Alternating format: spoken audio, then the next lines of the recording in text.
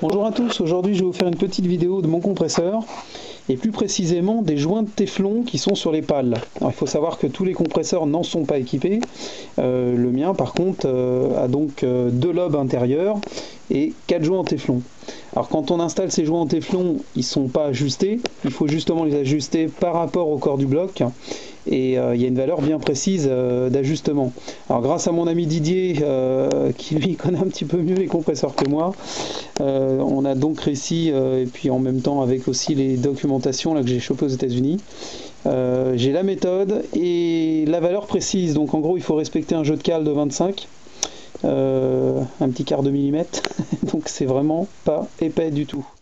Donc on amène à cet endroit là en contact quasiment le joint en téflon, et là il suffit de le limer en fait progressivement avec un papier de verre par exemple.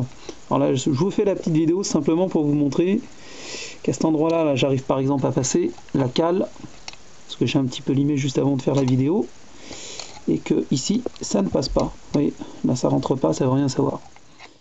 Voilà, donc c'était simplement pour vous montrer ça. Je suis parti là pour terminer le compresseur. J'ai encore le nez à remonter. Vous voyez, là j'ai reçu entre temps tout le kit qui permet de refaire le nez au complet, donc que ça soit le roulement, le clips et puis surtout le joint spi, là que le mien était complètement mort, ça se fuyait par là. Et puis une fois l'ajustement fait, on pourra s'occuper du moteur qui est derrière et qui attend sagement d'être remonté sur la demoiselle qui est ici. Voilà. Chaque chose en son temps, il reste encore pas mal de boulot.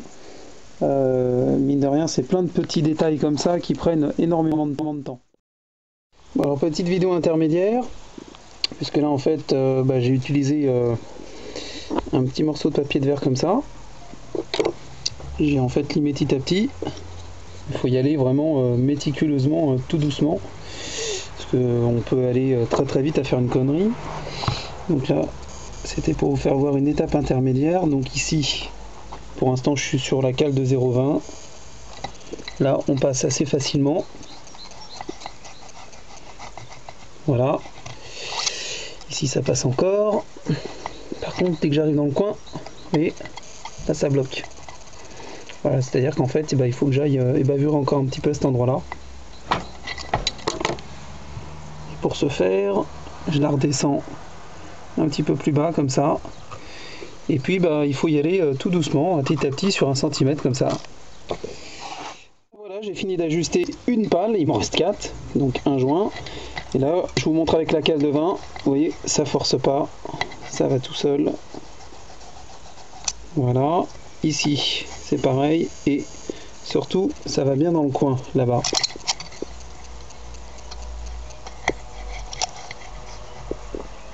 Voilà, ça c'est important que ça aille au moins jusqu'au bout, parce que c'est vrai que le joint de téflon là-dessus, il va jusqu'au bord de la paroi. Vous voyez ici.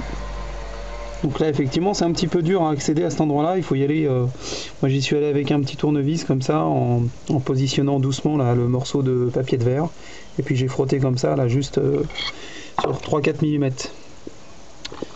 Donc maintenant il me reste les 3 autres. Là ça commence à tourner un peu plus librement. De toute façon le résultat final ça doit être libre, il ne doit pas y avoir de résistance où que ce soit, on doit pouvoir tourner à la main sans difficulté par la poulie tout l'ensemble. Bon là il n'y a pas d'huile dans le compresseur, c'est sûr que ça aidera encore un peu plus.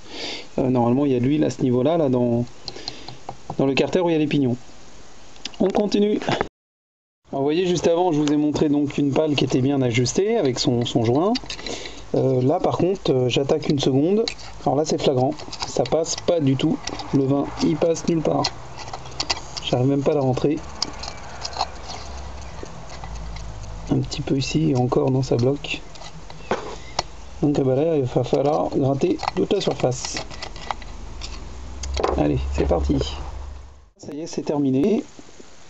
Alors ça n'a pas été simple, si on prend effectivement le nombre d'heures que j'ai passé là-dessus, je crois qu'on peut même compter en journée, entre le démontage, le polissage, la rectification des pièces si besoin, le nettoyage complet des plans de joints, et après le remontage et l'ajustement au niveau des joints en téflon. Là c'est pas simple, Et encore, ça c'est un petit compresseur. Je sais qu'il y en a des gros avec des pales triples.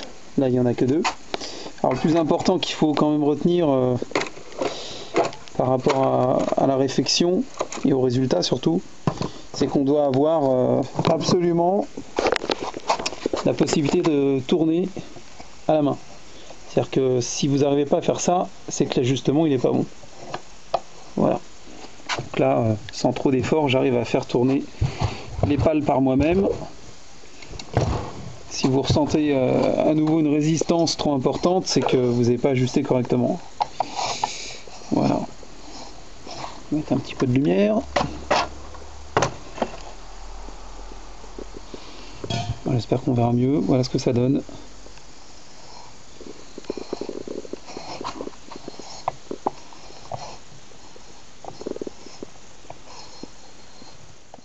La difficulté, c'était surtout d'accéder en fait à l'ajustement qui est au fond de chaque côté. Vous voyez, ce qui se trouve complètement au fond. Le problème, c'est que là, pour réussir à grignoter l'excédent de joint, c'est pas simple. Donc j'ai quand même à certains endroits utilisé un petit cutter, mais vraiment juste sur le bord, hein, en faisant gaffe de ne pas bousiller le joint, parce que alors là, si vous faites ça, il n'y a qu'à tout défaire. Voilà, mais pour vraiment obtenir les 0,20, les 2 dixièmes au fond, à ce niveau-là, là, il faut en fait y aller très progressivement, faire les essais petit à petit. Vous voyez, en fait, je me mettais comme ça, je prenais ma cale. Si ici vous arrivez à passer facilement, le problème c'est qu'en fait, il faut réussir aussi à passer au fond. Voilà. Ça doit passer de chaque côté jusqu'au niveau du corps du compresseur. Et en fait, quand on a besoin d'accéder à cet endroit-là, c'est vraiment tout au fond, à ce niveau-là. Vous voyez? Voilà. On est à la limite d'ailleurs du corps. Hein. Donc en fait, ce que je faisais, je prenais tout simplement un petit cutter que je mettais sur le fond. Voilà, donc je me mettais en dénivelé comme ça sur le côté. J'amenais le cutter et je grattais très très légèrement au fond. Voilà. Bon après, je mettais un tout petit coup de toile émery avec le bout du tournevis pour uniquement appuyer à cet endroit-là. Mais non, franchement, c'est pas simple à faire. C'est vraiment pas simple. Il y a des compresseurs qui n'ont pas du tout de joint au téflon. Je sais pas comment il fonctionne. Celui-là, le mien en a. Il y en a pas mal qui en sont équipés. C'est vrai que quand on restaure le compresseur complet, c'est une phase non négligeable de boulot. On passe pas mal de temps là-dessus.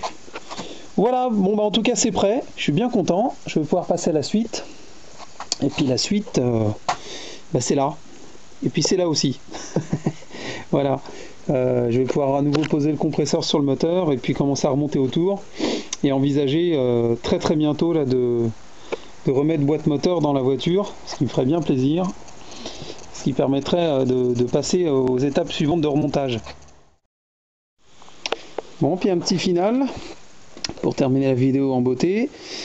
Ça y est, le compresseur est revenu sur le bloc, donc ça, c'est vrai que ça a de la gueule, ça fait plaisir à voir. J'en avais presque oublié à quoi ça ressemblait depuis le temps que c'est démonté. Voilà, il n'y a plus qu'à. Il y a encore beaucoup de boulot, mais c'est déjà pas mal.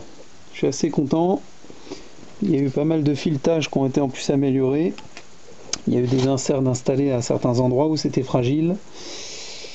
Et puis il y a même eu une rectification là, du plan de joint au niveau de la pipe haut, là, au niveau de la pipe d'admission, qui est spécifique au compresseur. Ici ça fuyait parce qu'en fait c'était pas droit, il manquait il y avait une différence de 4 ou 5 dixièmes, je sais plus, c'est ce que m'a dit le beau-père. Il a fait ça au boulot et il a bien bossé.